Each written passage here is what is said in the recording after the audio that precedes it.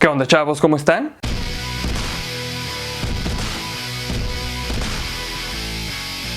Nos guste o no, la forma de gobierno dominante en todo el mundo hoy en día es la democracia representativa, en la que los ciudadanos eligen representantes que luego usan su voz en el gobierno en nombre de sus electores.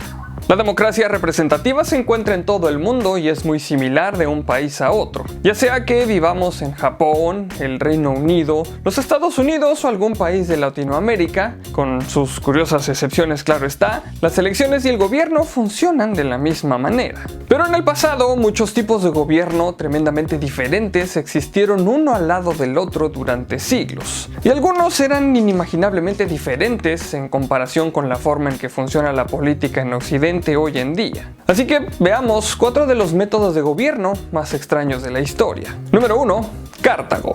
En su apogeo, Cartago fue un rival del Imperio Romano temprano y el poder marítimo dominante del mundo antiguo, controlando el comercio en la mayor parte del Mediterráneo. Cartago fue colonizada originalmente por los colonos fenicios de la actual Jordania, pero a diferencia de los fenicios, los cartagineses le dieron la espalda a la monarquía y se convirtieron en república en el siglo VII a.C.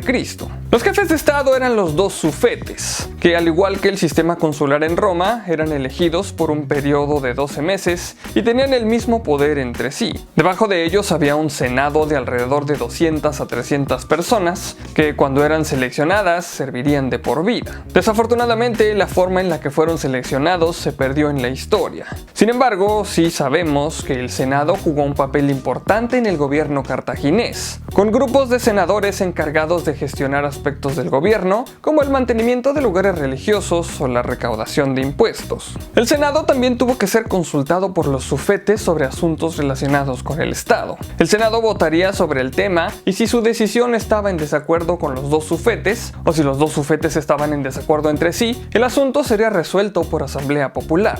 La asamblea popular se reunía en la plaza del mercado de la misma Cartago, y cualquier hombre de la ciudad podía votar, dado que la votación estaba abierta a cualquier ciudadano que se presentara.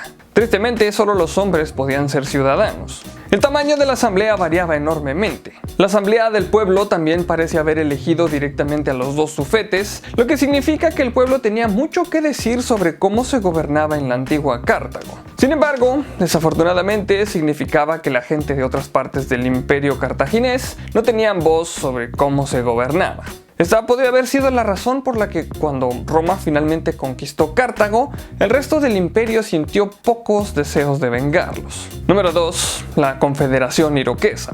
La Confederación Iroquois, o iroquesa, fue una unión de 5 y más tarde 6 tribus nativas americanas que vivían en el área del estado de Nueva York antes de la llegada de los primeros colonos europeos. Originalmente enemigos, estaban unidos por la figura semilegendaria Hiawatha, quien alentaba a las tribus a trabajar juntos y no atacarse entre sí, sino que se ayudaban mutuamente a enfrentarse a sus enemigos. El arreglo pronto se convirtió en una base para el gobierno, debido a que la sociedad iroquesa era matriarcal, los clanes individuales y las familias estaban dirigidas por madres del clan. Cada madre de clan elegía un jefe para enviar al consejo iroqués, que estaba formado por 50 jefes. Las decisiones del consejo tenían que ser unánimes, por lo que no se tomarían medidas hasta que se pudieran persuadir a los 50 jefes para que la apoyaran.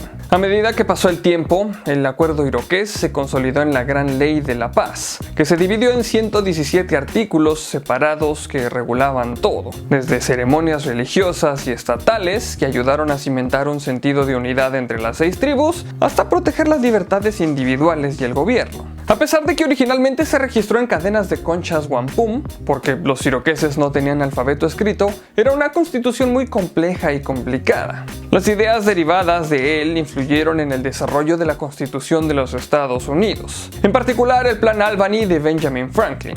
En 1748 los jefes iroqueses se ofrecieron a enseñar sus principios democráticos a los colonos británicos y la Confederación terminó en 1784 en una breve pero devastadora guerra con Estados Unidos. 2 de las tribus decidieron trasladarse a Canadá británica para protegerse, una se trasladó a una reserva en Wisconsin y 3 se trasladaron a reservaciones en Nueva York, donde permanecen hasta el día de hoy.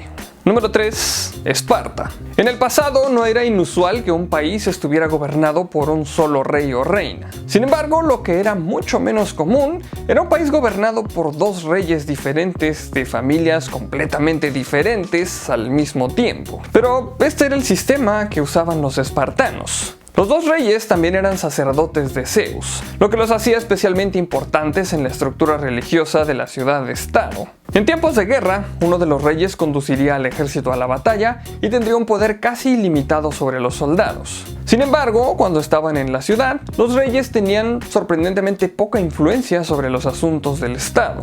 Eso estaba reservado para la Gerousia, el Consejo de Ancianos. La Gerousia estaba formada por 28 ancianos y los dos reyes. Cada anciano debía tener al menos 60 años. Fueron elegidos por el pueblo en un voto de voz. Se elegía al candidato que recibía el voto más fuerte, después de lo cual ocupaba el cargo de por vida. La Gerousia existía principalmente para asesorar a los reyes sobre asuntos de gobierno y para resolver disputas entre otros espartanos. El consejo también era el Tribunal Superior de Esparta. Los cambios propuestos a la ley eran votados por la Asamblea Popular, que se reunía una vez al mes y de la cual todos los ciudadanos espartanos mayores de 30 años eran miembros. Sin embargo, a diferencia de otras democracias griegas, la Asamblea tenía muy poco poder. No se les permitía debatir temas, sino que solo podían votar sí o no. Y la Gerousia tenía el poder de revocar cualquier voto que consideraran torcido. La asamblea fue supervisada originalmente por los reyes, pero en años posteriores fue dirigida por los éforos, 5 personas que fueron elegidas por un solo periodo de un año y a quienes se les prohibía postularse nuevamente después. Los éforos se introdujeron originalmente para supervisar las prácticas del gobierno, pero pronto tomaron el poder para sí mismos y su papel les permitió escudriñar y castigar a cualquier miembro del gobierno que consideraran que actuaba ilegítimamente, lo que con frecuencia llevaba a los éforos a abusar de su cargo. Al final de la era espartana, los éforos controlaban la actividad de los reyes y tenían su propia fuerza policial secreta. Número 4.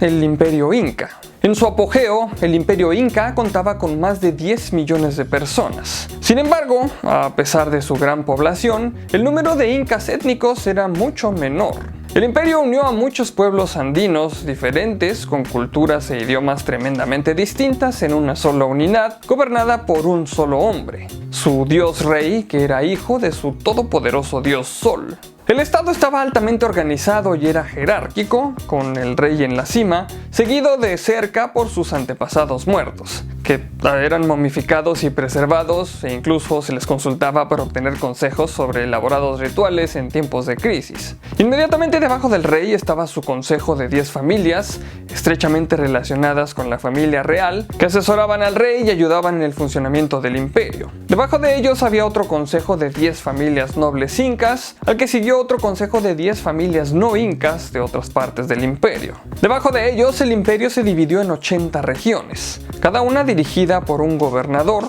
cuyo trabajo consistía en administrar su región y garantizar que la enorme cantidad de datos que el imperio recopilaba de su gente se registrara, conservara y transportara de manera adecuada a la capital. Para asegurarse de que los gobernadores permanecieran leales al imperio, sus herederos fueron llevados a la capital inca en Cusco para ser retenidos bajo arresto domiciliario, donde el rey y sus aliados podrían vigilarlos. Pero lo más inusual del imperio inca fue que, a pesar de su gran población y una burocracia extremadamente organizada, no tenían un sistema de moneda o un lenguaje escrito. El gobierno recopilaba un censo cada año que registraba nacimientos, muertes, matrimonios, habilidades y estatus de los trabajadores individuales y la cantidad de bienes en cada región, entre otras cosas. Todo esto se utilizó para ayudar al gobierno central a decidir dónde construir nuevos proyectos estatales, dónde se debían distribuir los alimentos, dónde enviar trabajadores, que a veces se comercializaban como una mercancía, etc. Hicieron todo esto incluso sin un lenguaje escrito y a pesar de las muchas barreras culturales y lingüísticas en su imperio, usando quipu, que implicaba atar nudos en cuerdas para representar valores. Estas cadenas permitieron a los incas desarrollar un sistema de crédito-débito bastante avanzado, similar a la contabilidad occidental moderna. Construido sobre el sistema de base 10 que usamos para las matemáticas en todo el mundo hoy en día, los nudos Quipu se utilizaron para registrar todo, desde el número de diferentes mercancías en existencia hasta las distancias recorridas por los ejércitos enemigos. Debido a que no se basaba en el conocimiento de un idioma escrito para funcionar, podría usarse en todo el imperio sin que las personas tuvieran que aprender los idiomas de los demás. Muchas gracias a ti por ver este capítulo, pero sobre todo muchísimas gracias a todos los Patreons que me apoyan para seguir haciendo estos videos. Si quieres apoyarme en Patreon, aquí abajo está la liga para ir a mi página. Recuerda compartir el video con tus amigos y si no estás suscrito al canal, este es el mejor momento para hacerlo. Por aquí abajo te voy a estar dejando mis redes sociales para que me sigas y podamos estar más en contacto, y recuerda que hay videos nuevos casi todos los días. Recuerda también darle clic a la campanita para que te lleguen todas las notificaciones de los videos. Solamente me queda recordarles que mi nombre es Arnoldo Montaño y como siempre, nos veremos en el futuro.